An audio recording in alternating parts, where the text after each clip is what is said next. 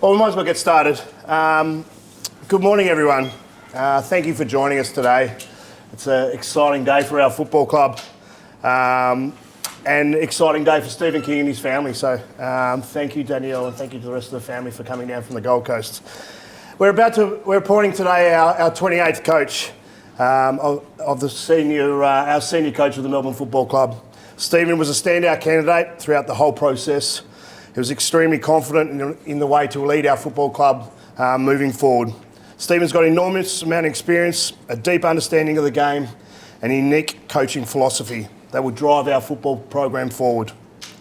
I'd like to take a moment to thank the selection panel of CEO Paul Guerra, Director Steve Smith, GM of AFL Football Performance Alan Richardson, former Essendon captain Joe Watson, Melbourne Storm Director of Football Frank Panizzi, and Human Resource Executive Mean Callahan for all their work throughout this process. Stephen's got an enormous amount of experience, 15 years as a senior assistant, 7 games, Gold Coast Suns, 4 clubs, St Kilda, Western Bulldogs, captain of his club, premiership assistant at the Doggies, coach of the Gold Coast Suns, and hopefully in contention at the moment with the Geelong Cats to take their club forward to another premiership. So welcome, Stephen. Congratulations. And we can't wait for you to jump on board the Melbourne Demons. So congratulations again. Thanks, Greenie.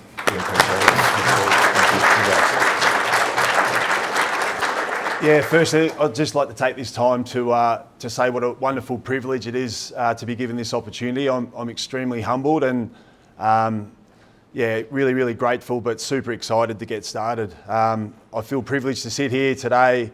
I understand what a privilege it is, but also a wonderful opportunity.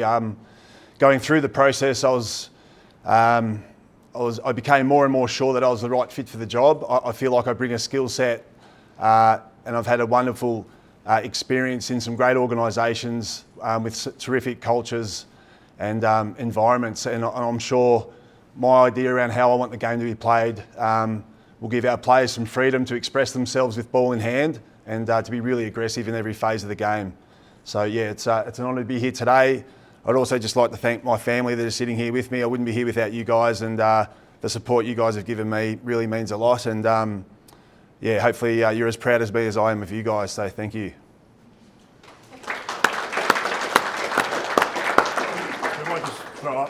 Stephen, can you just talk us through, when you were going through this process, you said you became more and more convinced it was the right fit. What was it about that got you to that mindset? Oh, look, speaking to some people, probably had the chance to really reflect on my journey and get greater clarity about myself. And I thought throughout the process, I'm just going to be authentically me. And the more I was, the more it became clear that that's what the Melbourne Footy Club needed as well. So without sounding full of myself or anything like that, I just feel like I bring a unique experience and skill set that people want to be around. I want my players to drive to work every day to be with a massive smile on their face, knowing they're going to be stimulated, have a lot of fun, but be challenged as well. And I honestly believe I want to play a brand of footy that's uniquely Melbourne, and I feel like I can adapt that to the skill set that our players have got. I want to tap into their premiership experience that some of their players have already and create something that's really unique to us, but that gets after the competition. So what is it about Melbourne under you next year that will be different to the Melbourne we've seen in more recent seasons? Oh, look, I really admire what this club's done in the past. I've been on the receiving end at that 21 grand final as a midfield coach, so I know the force that's there. I know the physicality, the aggression that the players have. I just want them to probably play with a bit more freedom with ball in hand. I think we need to challenge teams in attack a little bit more, and as you see now in today's footy, teams put scores on the board. So I want our players to have freedom to get after the game, attack it, give our forwards a bit more of a look faster with even numbers and get after the game. So without going into too much detail, I feel really privileged that I'm walking into a club that has a terrific foundation with the way they compete at the contest, their stoppage structure and the way they defend. I just want to probably give players a bit more ownership to play with freedom, take what the game gives them and really get after it. Stephen, how much did it benefit going through the West Coast process last year for this job? Yeah, enormously. So, it's something I think it's one thing to win a job, it's another thing to do it. And when you hadn't gone through that process before, it's quite a journey. And I think it does give you an opportunity to reflect on who you are as a person, as a coach, who you've been around and what shaped you. And I feel like going through it this time, I was really clear about who I was, who I am as a coach. I didn't want to try and win this job not being me.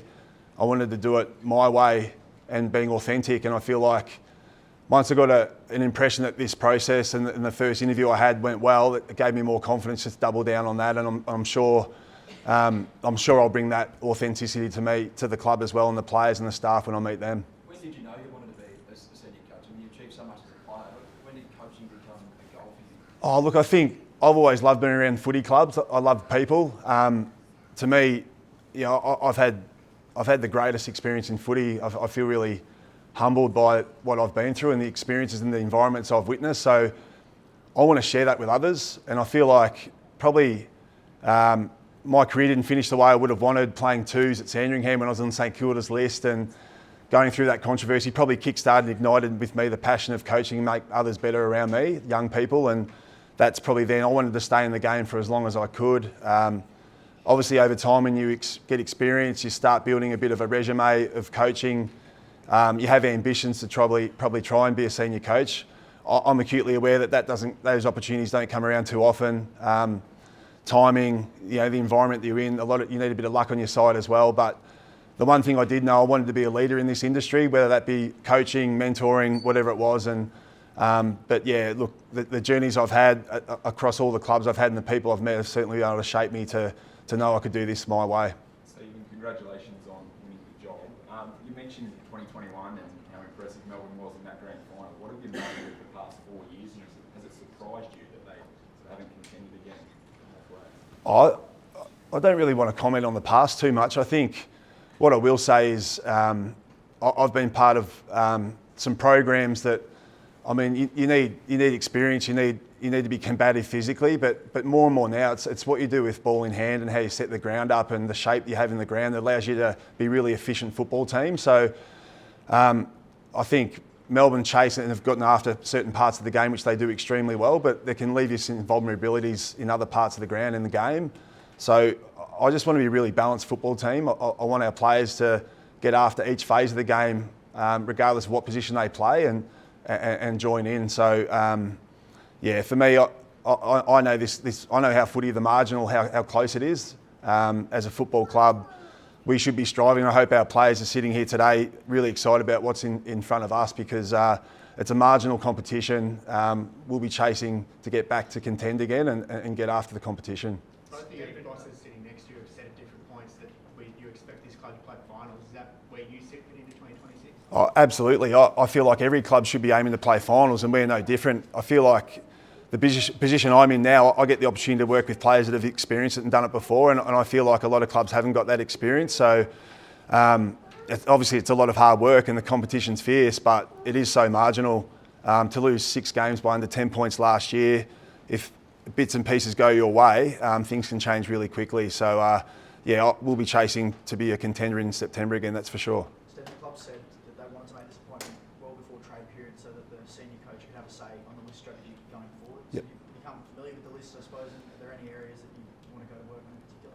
Oh, look, I think for me, yeah, I'll be meeting with the list management team later today. I've obviously done a lot of research on the list before, applying for this position. So again, I really admire with what's happened here in the past. I think the experience that we've got here, I want to try and keep those experienced players here for as long as possible, because premiership players don't grow on trees, and to have them on your side while you're bringing in the youth of tomorrow and today, that's going to be a really important part of the way I want our team to play. So yeah, that'll be something that'll probably play out in the next couple of weeks. You say the experienced players, Clayton Oliver, Christian Petrarca, they're 2 names that often get brought up around where they might be next year. You want them to be Melbourne players going forward? Yeah, look, absolutely. They're both superstars of the competition for what they've done. So to get the opportunity to work with those guys and get them back to playing their best footy would be something that I'd pride myself on as a coach. Have you picked up the phone to Sam Flanders from the Gold Coast? Oh, not yet. No.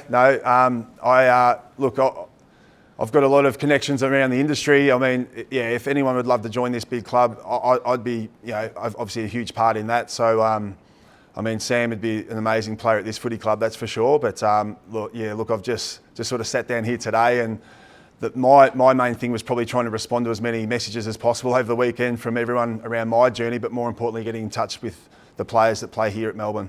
Do you pick up the phone to Charlie Spargo and have a chat to him about why he wanted to leave the club? Oh, look, not really. I think for me, I'll sit down with Lambie, Jace Taylor, Richo today and have a chat around where everything sits. But for me, sort of working in the past of what's happened, I'm not really interested too much in that. That's the things that have done and have happened, and I'm about moving forward. What was Is your your intention to conversation see out like the with finals Christian series? Petrarca? What was your conversation like with Christian Petrarca? Oh, look, I've only been on text message at the point in time, so yeah. Just on your plan across the next potential fortnight, is your plan to see out the final series with Geelong? And if so, did you contemplate stepping away from the program? Look, I've dedicated myself today to Melbourne, and then I'll be driving down the highway at 5:30 tomorrow morning to be straight back into that. So probably watching the finals on the weekend and watching the Adelaide Hawthorn game gave me a bit of normality to get back and code that game and prepare our players at Geelong at the moment for what's coming up on Friday night. But I think it's a credit to both organisations, the level of respect they have for one another, and to allow me to finish this season out. It really means a lot to me. Personally, it wouldn't have felt right for me just to abort that now and jump straight in. But also it's uncharted for me, so I understand the significance of this role as well. So I was really guided by Paul and Steve Hocking, and I'm glad two clubs that respect each other could make that decision. Do you feel better equipped than most for the trip to Casey? Oh, look, I drive an hour a day to get to work now, and honestly, it's the best hour of my day because I know what environment I'm driving to. So I'll make sure a 35-minute to Casey, I'm going to make sure the environment the players walk into is fun, and we all look forward to getting there. Brad and Paul, what was it about Stephen that stood out? Because you had a number of really impressive contenders, I would imagine, and then to make this appointment so quickly before prelim week even, what was it that stood out? Yeah, I think this process started 5 weeks ago from the decision of Simon. It doesn't happen just straight away in a week. So it's a thorough process. I think Paul has said before, we've spoken to over 30 coaches around the league to get down to a quality field of 6, and obviously then Hayden Skipworth pulled out on the Sunday, and then the week that we went through with the panel, interrogation, as you say, to get the best out of them, and their coaching philosophy and the question answers and the to and froing that we had with not only Kingy but the rest of the panel was of high quality. I couldn't be more impressed with some coaches that are already out there, and in the end, we got our preferred candidate, which is great. So what was it about Stephen that made him the one, ultimately? As you can see today, his coaching, his communication, his coaching philosophy, and his contemporary game style and the way he sees our side playing. I think he showed that in his presentation, and the way he sees our list. He likes our list where it's at, but he can see it getting better. There are probably a couple of lines that sum up. We've heard a lot about Stephen's football journey and his football knowledge, and Brad's introduced the experience that he's got and why we liked about him. But at one point, Stephen, mid-response to the panel, said, "I'm the coach that this club is screaming out for." And kind of captured, I think, where we're at as a football club to bring somebody with that contemporary piece in it. And the other comment that shows the calibre that Stephen is, and with his family sitting here today, said if we asked him, if we offered you the role of the coach of the Melbourne Football Club, what would your answer be? And Stephen you could see the emotion building up, said, "It would be the proudest day of my life, aside from the day I married Danielle, my wife." And it brought home for us, beyond the football piece, there's a quality individual that is now going to be able to leave our football club. And I think those two sentiments give a view in terms of where Stephen's going to help take our footy club and what we love about where our footy club is about to go. Well, just by reports, you asked Nathan Buckley that same question. If we offered you this job, what would you say? Can you talk us through his response and how that informed your decision? Yeah, it's probably less about Nathan today. We all know Nathan's a quality person, quality coach, and if things go well this week, hopefully he becomes the coach of the Tassie Footy Club. For us today is about Stephen rather than about any of the other candidates. I'll just reinforce though, I think the AFL's in a really healthy position. We saw 5 quality people that we shortlisted down. They're ready to coach. On top of John Longmire, Adam Simpson and Simon Goodwin. I don't know a time where we've had so much emerging talent ready to coach and so much experience on the sidelines as well. Stephen, have you reached out, or would you reach out to Simon Goodwin, given the amount of experience he's had with Yeah, I was considering that. I think I'll let the dust settle a little bit. It's more for me just to check in and see how he's going. And I know Goody well. Really respect what he's done as a football person, player and coach. So that'd just be more from that. I'm not too. I don't need to know the history of everyone. I think everyone deserves a clean start, a fresh set of lens and a clean slate. So for me, it's more. I think I'll have some great staff that are currently at the club now, assistant coaches and staff that I can really tap into, and I'm just really can't wait to see what everyone can do, and with that fresh challenge, get excited by that. Stephen, you mentioned you had a text exchange with Christian, but do you plan on having individual meetings over the next week or so with, I guess particularly that senior group? Yeah, I think it's really important to get across to all players, so I wouldn't just leave it to the senior group. I'm as keen to meet first and second year players as I am, 15-year veterans. So for me, that's a big part of me is understanding they're on their break as well and really respecting that. So I don't want to, force people out of their break now to come and meet me. I'll work around them, and when the time's right, I'll make sure I spend a lot of time with everyone. Have you heard from Jeff White yet? There's a symmetry given Barney there for Yeah. Look, I've crossed paths with Jeff a couple of times, and that was a really unfortunate event. And it's funny how footy works out. So looking forward to Kalani. Joining the club at the end of this season and working with him. So, it's funny how footy works. You were very passionate about the joke box back at the Cats. You're going to bring back the joke box to the Ds? Oh, look, that won't be my job, but I do encourage a fun environment. I think life's pretty serious, and footy needs to be a place where people want to be at, clubs where you want to walk in the door and have fun. So I'll encourage all my staff and players to have fun. It's a ruthless industry. There's high pressure stakes, but once you walk into a footy club, you should be able to be yourself and have fun. So if anyone wants to, start that back up, I'll be endorsing it. We didn't hear about the joke box really. No, we kept that quiet. Stephen, it was obviously a scary moment this time 12 months ago this week. What was that like for you, and have you dealt with, I guess, that scare on the training track and where you're sitting now 12 months later? Yeah, it was probably just more embarrassing than anything. I flew in from Perth at 2 a.m. and I do like getting up early for a workout before work starts. So I jumped in the altitude room for about an hour and a half on the watt bike, had a couple of long blacks for breakfast, and just got the better of me. So I've started to try and be a bit smarter with how I attack things. But I guess what that brought to light is I went and got checked out fully, and I'm pretty healthy, so it's not a problem. I love the chuckle on your kids as you explain that story. That's right. How much sleep are you getting? You've got a big family, you've got two jobs. Haven't slept much this weekend. Exercise. No, you sort of try and get the balance, but that's, try and make sure at night you stay disciplined and try and get as much as you can. But I think anyone who's had kids has probably haven't had a great night's sleep. So used to that now for about 16 years, but that's all part of it. I just thought it was, the three of you are pretty adamant that this club wants to be in contention. Is that a hope next year and an expectation that we'll be playing finals? For me, it's an expectation. I feel like every staff member, every player should expect to play finals next year, and I hope. I'd be really disappointed if that wasn't an expectation. So there's no guarantees in footy. I'm aware of that, but if you don't expect something, you won't get it. So you have to get after it. And I'm a firm believer in visualising what you want to get after, go chase it, and make everyone else catch up. And that's without adding to your list? Look, as I said before, I'll sit down with the list management team and look at what the potential and the possibilities are. But I'm sure there's been an enormous amount of work that's been gone in that space, months leading up to this to today. So I'll look at that. Just to paint a picture for the D's fans, is it fair to say that the slow long bomb inside 50 won't be part of your game style next year? Look, I think now the game's set up so much more in a transition game.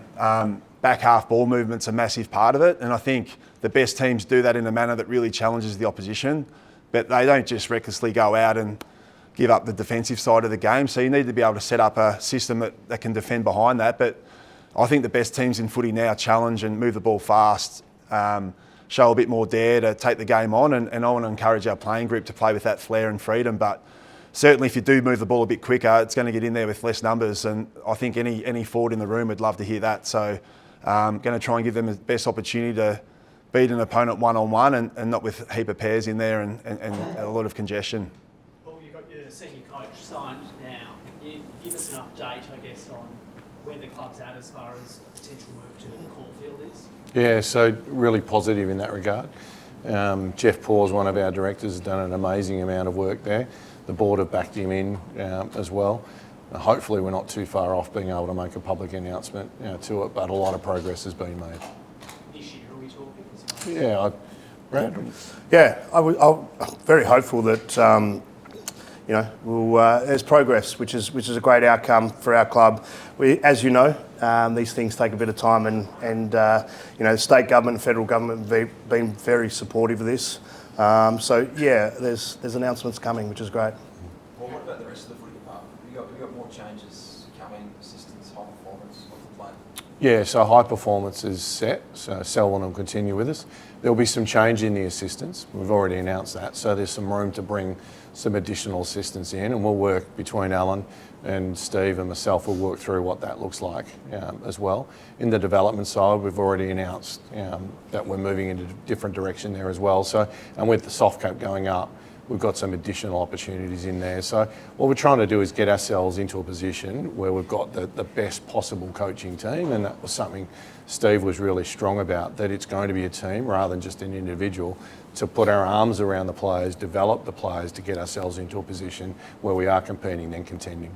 Stephen, can you give us some names? Are there any guys you can bring in? Oh, look, not yet. I was really mindful and respecting everyone that works at this great football club already, and I'm really mindful of relationships that everyone has with one another. So for me, me just coming in might be all the change that's required. I'm big on trusting everyone that works at this club. So if the opportunity came and there was a couple of openings, I'd be happy to go to my network, but I wanted to win this job on my own merits, not with who I'd bring with me. Nathan Jones has rang this morning after his 6 goals on the weekend. Wanted to make a comeback, apparently. Experience is good. Yeah. Last couple, if there's any more. Who's been your biggest coaching influence, Keith, on your career? Oh, yeah, great question. Going through this process, you certainly reflect on everyone, and I feel really fortunate. I've played under Mark Thompson and Ross Lyon, and then I've coached under Ross, Brendan McCartney, Luke Beveridge, Stuart Dew, and now Chris Scott. So I don't want to single any of them out. What I will say is they've all shaped me in some way, one way or another. Different differences, I think. A lot of them probably have taught me about discipline and hard work, what it takes to be a coach at this level as an assistant, but also senior coach. I mentioned the Bevo on text that he gave me the encouragement, and probably around being authentic to yourself, how important that is. You don't have to be a certain type of person to be a senior coach, and Bevo's probably the standout for that, the way he lives his life and goes about business. And then, coming back now to Geelong, 20 years later, from a player to a coach, seeing that environment and just seeing the way Chris goes about empowering his staff and players, having a high trust organisation that allows people to do their jobs and have trust in that. I think footy's shifted that way now, where you get the right people in, you put the things in place, and players and staff can just go about their business in a high trust environment, which then ultimately leads to flexibility. It leads to a workplace where people thrive to want to be themselves and get the best out of themselves and others.